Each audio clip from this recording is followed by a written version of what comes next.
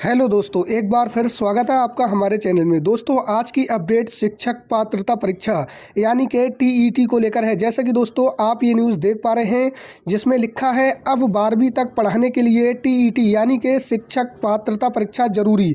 जैसा कि दोस्तों आपको पता है, अभी तक टीईटी यानी कि शिक्षक पात्रता परीक्षा कक्षा 1 से 8 तक के शिक्षक बनने के लिए ज़रूरी थी, लेकिन दोस्तों अब 12वीं कक्षा तक पढ़ाने के लिए भी शिक्षक पात्रता परीक्षा यानी कि टीईटी ज़रूरी होगा। जैसा कि दोस्तों आप यहां पर देख पा रहे हैं, लिखा है एनईपी 2020 के तहत नियमों में बदलाव, सीटेट की तरह उम्र भर मान्यता का भी सुझाव।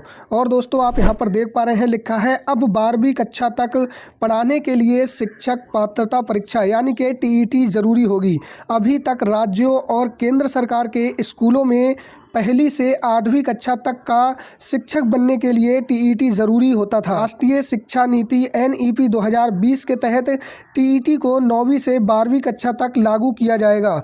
और दोस्तों देख सकते हैं, लिखा है खास बात यह है सीटेट यानी कि केंद्रीय शिक्षक पात्रता परीक्षा की तर्ज पर टीईटी को भी उम्र भर के लिए मान्य करने की योजना है। इसका अर्थ ये है कि यदि कोई उम्मीदवार एक बार टीईटी पास कर लेता है तो वह उम्र भर के लिए मान्य रहेगा। दोस्तों आप यहाँ पर देख पा रहे हैं, बताया गया है कि केंद्रीय शिक्षक पात्रता परीक्षा की तर्ज पर टीईटी को भी उम्र भर के लिए मान्य करने की योजना है। इसका मतलब ये है कि यदि कोई उम्मीदवार एक बार टीईटी पास कर लेता है तो वह उम्र भर मान्य रहेगा।